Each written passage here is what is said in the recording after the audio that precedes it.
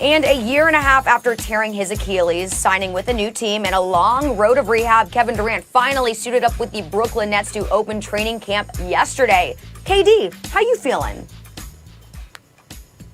Are you physically going 100%?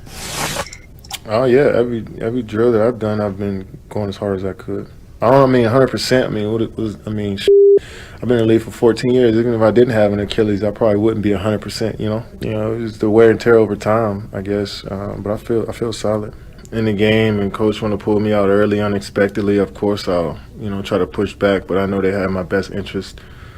But like I said, we was gonna take it a day at a time. Max, you think that Kevin Durant should be able to take the Nets to the finals? Should he be expected to do so?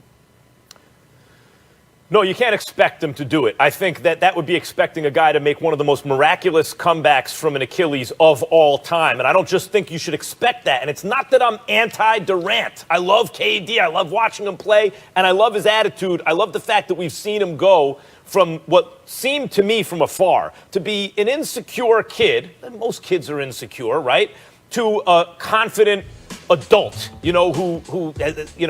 who's not so thin-skinned and maybe doesn't have the same kind of rabbit ears he used to, and is more, seems to me, to be more kind of satisfied with who he is and what he's done and where he's going. So all that's good. I root for him. But Stephen A., if I just expect him to get to the finals coming off an Achilles, even with Kyrie, because Kyrie has also been a chemistry destroyer, as great a player as he is, Dinwiddie and LeVert and these guys, that's kind of like downing them if they get to the conference finals. And I think that's as much as you can expect. In other words, I'm not going to call this season a failure. First year back from a catastrophic injury, first year head coach, guys who've never really played together, if they get to the conference finals. Like the Bucks have been playing together for a long time, and they added Drew Holiday, which is exactly what they needed. You have teams in the conference like Miami, like Philadelphia, who have more continuity and aren't coming off catastrophic injury to their best player. Just like with the Lakers, had they not won the whole thing, had they just gotten to the Western Conference Finals, I wouldn't have said this is a failure, because I would have picked them probably to win this year. To me, next year is the Nets' year. If they do it this year, that's ahead of schedule. I'm not expecting them to win the chip this year, but I expect them, if Kevin Durant is at least 80%, because I think he's that lethal, he's that phenomenal. I think better than 80%, they should be able to go to the finals. But it's not just because of Kevin Durant. Kevin Durant is sensational. We know what he brings to the table, and I don't think that he needs to be extremely athletic and 100% himself to do the 6'11" with a 7'6" wingspan and can pull up from 30. I think he'll be fine. He's going to easily average 25 a game. If that's what he wants to do. Kyrie Irving had a shoulder injury, didn't have a leg injury. I expect him to be nothing short but spectacular. He's a showstopper. We know what he brings to the table. But here's the interesting element, and this is why I think that people don't need to sleep on the Nets in terms of getting to the finals. I think they need to make the move for James Harden to win it all, but I don't think they need to make that move to get to the finals, because I don't view the Eastern Conference the way that I view the West. When I look at the Eastern Conference, I'm thinking about a 26-year-old Spencer Dinwiddie that averaged 20 a game.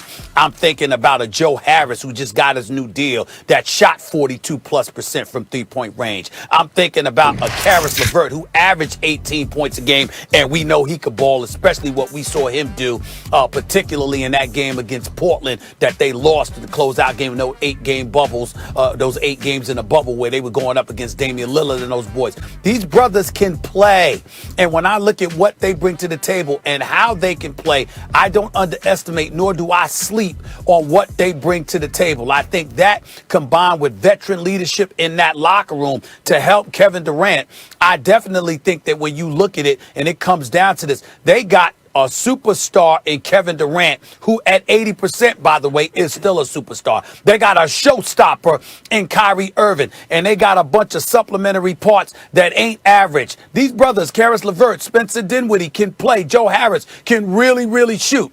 Jared Allen's only 21 years of age, averaged 11 and 9. I'm looking at them and I'm saying, yo, man, I can't sleep on these brothers. The fact of the matter is, when I look at the Eastern Conference, the question is, who do you have that can really really neutralize or nullify what Kevin Durant can bring to the table. It still ain't the Greek Freak come playoff time because he don't have that kind of perimeter game to be that formidable. He'll get numbers, but when you really, really need guys to do some things, I don't think he's that guy. And as much as I love Drew Holiday and as an elite of a defender as he is, and as great of a two-way player as he is, I think the Nets have enough weapons where that wouldn't be enough. If Kevin Durant is plus 80%, I believe the Brooklyn Nets should be in the finals.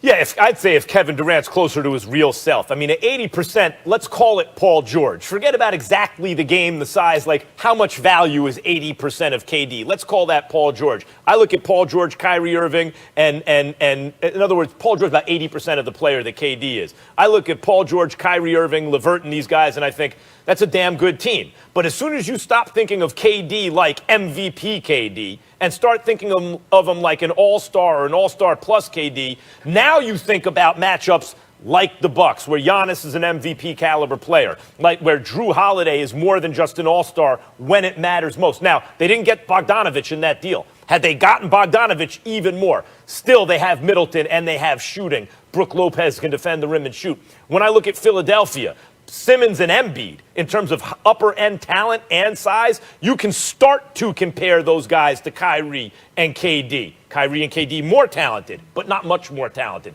Those are two potential MVP caliber talents, and Daryl Morey has brought in real shooting. Not D and 3 guys instead of 3 and D like Josh Richardson, but Seth Curry and real 3 and D guy like Danny Green, not to mention Dwight Howard, who's very efficient in the paint and really good defensively, right? So I start to look at these other teams who have more continuity among their best players, not to mention Miami, Stephen A., where you say, no, they don't have the upper-end talent to match the Nets, but they have continuity, they have coaching, they have the organization, they have Jimmy Buckets, right? They have Tyler Hero, who we saw, damn, that dude is super young, and he is a baller. They have Bam, who just signed up. They have Tyler Duncan Robinson, who can shoot the lights out. They have a really good team. I see competition like that in the East. This ain't your Big Brother's Big Brother's East, right? This is the new East. They have better, higher-end teams.